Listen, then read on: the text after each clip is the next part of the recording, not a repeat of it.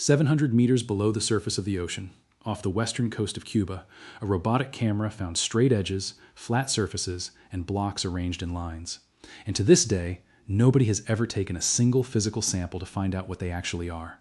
I'm Arif Hassan, and this is AH History. Stick with me to the end, because I'm going to walk you through exactly what was found, exactly what real scientists have said about it since, and one important correction before we start. This site sits off western Cuba, not inside the traditional boundaries of the Bermuda Triangle, whatever you may have heard elsewhere. In the year 2000, a Canadian company called Advanced Digital Communications, run by marine engineer Paulina Zelitsky and her husband Paul Weinsweg, was working under contract with the Cuban government. Their job had nothing to do with ancient mysteries. They were searching for shipwrecks off the Guanahacaibes Peninsula, hoping to locate centuries-old Spanish vessels that had gone down carrying gold and silver, using a research vessel and high-resolution side-scan sonar to methodically map the seafloor. This wasn't an amateur expedition.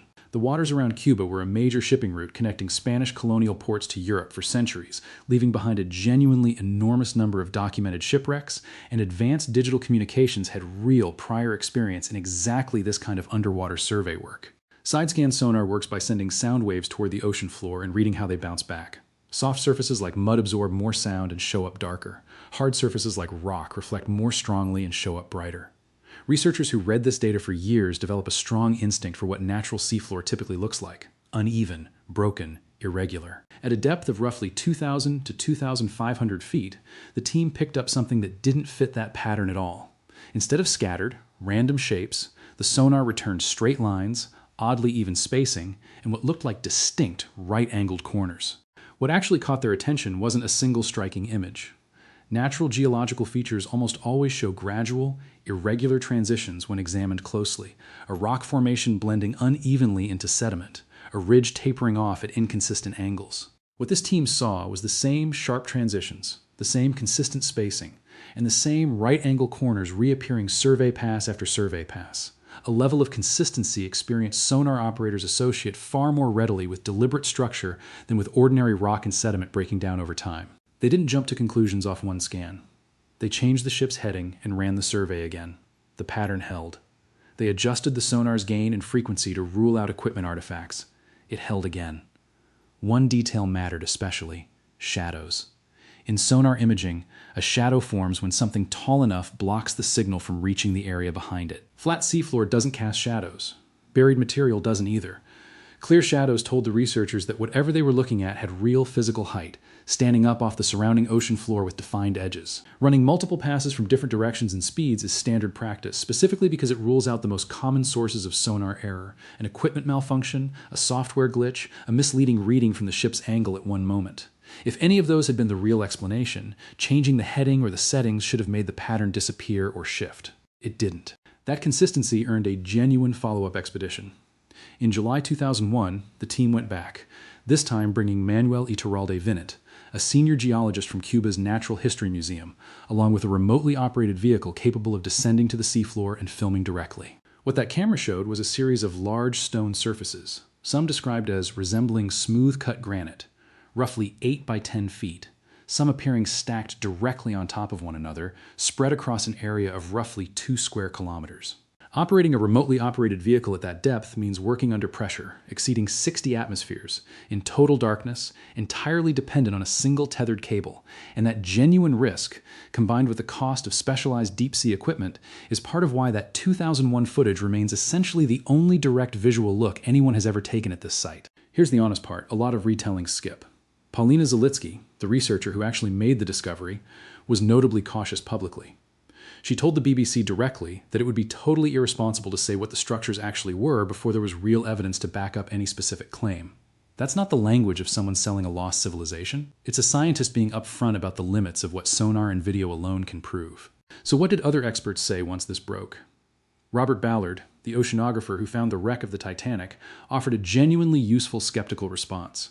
He pointed out that the depth alone was a serious problem for any human-made explanation. If people built something here, it would have needed to be built when this land was above sea level, then somehow ended up over 2,000 feet underwater. Ballard called the structures, in his words, out of time and out of place. A National Geographic editor who reviewed the images at the time called them interesting anomalies, but stopped well short of endorsing any specific explanation. Ballard's timing objection carries real scientific weight. Sea levels have genuinely fluctuated throughout Earth's history, dropping lower during past ice ages. But getting from dry land down to over 2,000 feet requires either an enormous, geologically ancient sea level drop far beyond what's typically documented on a human timescale, or significant sinking of the seafloor itself, a process geologists can often measure and date independently. Any theory that people built this site has to explain both of those changes convincingly, and as of today, nobody has. The most detailed skeptical voice belonged to Manuel Iturralde Vinent himself, the geologist who was actually present on the 2001 expedition. He studied the data far more deeply than most media coverage did, and became one of the strongest voices arguing against a human-made origin. In a report published more than a decade after the original expedition, he laid out a case that the formations were most likely the result of geological jointing, a well-documented natural process where underground rock, under pressure from temperature changes, water movement, and shifting material over thousands or millions of years, cracks along surprisingly regular, repeating patterns. Basalt columns are a famous real-world example. Cooling volcanic lava can produce towering, almost perfectly hexagonal rock pillars so visually regular that people frequently assume they're artificial, yet they're entirely natural. Iturralde Vinent's argument was that the softer limestone geology of this part of the Cuban seafloor, combined with that same kind of natural jointing, could plausibly explain the straight edges and repeating patterns recorded on both the sonar and the video footage. Here's the detail that matters most in this entire story. No rock or sediment sample has ever been physically collected from this site and tested in a lab. No isotope dating has ever established an age for the material. No drilling or subsurface investigation has ever examined what sits underneath these formations. Ballard's own standard for evaluating extraordinary claims applies directly here. Sonar and video can tell you a great deal about shape, size, and surface texture, but neither can tell you what a material is actually made of, how old it is, or whether it shows tool marks or a mineral composition that would distinguish a shaped block from a naturally fractured one. A physical sample, examined under a microscope and dated radiometrically, could settle this almost immediately. And that single missing step is the entire reason this has remained an unresolved question for more than 2 decades rather than a confirmed discovery or a closed case. Why has no serious follow-up expedition happened since, given how much attention this generated in 2001? Partly, it's mundane.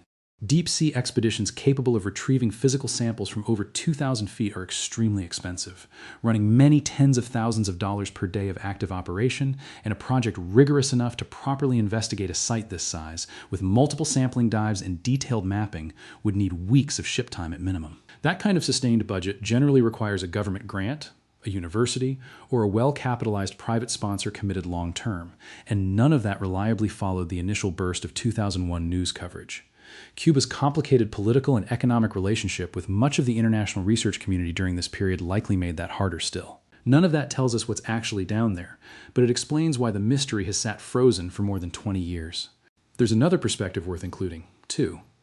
Greg Little, a researcher who has written about unresolved archaeological anomalies, has argued that unusual, repeated sonar patterns like this one shouldn't be dismissed just because they don't fit comfortably into existing explanations. His point isn't that this site is necessarily a lost city. It's that a genuinely unusual finding deserves a genuinely thorough investigation rather than being written off prematurely. That's a fair position to hold alongside Iturralde Vinent's more skeptical natural formation argument, and both can be legitimately held by serious researchers at the same time, precisely because the one piece of evidence that could resolve the disagreement, a physical sample, has never been collected. So where does this leave us, honestly? In 2001, a professional survey team under a real government contract found something genuinely unusual on sonar, confirmed by direct video footage at a depth that makes any simple explanation difficult. The researcher who found it was careful never to claim more than the evidence supported. A respected oceanographer flagged the depth as a serious problem for any human-made explanation. A geologist who was actually there later built a detailed case for a natural origin. And in more than 2 decades since, nobody on either side of this debate has done the one thing that could genuinely settle it: physically sampling and dating the material itself. That's not a satisfying, tidy ending, and I'm not going to pretend it is. Either outcome, confirmed natural geology or confirmed human construction, would be a genuinely fascinating story in its own right. What isn't worth taking seriously is pretending, in either direction, that the question has already been answered when the evidence needed to answer it has simply never been collected. If you want more ocean mysteries covered with the real facts intact and the exaggeration left out, follow this channel, because there's a lot more of the ocean's genuine unanswered questions still worth digging into properly.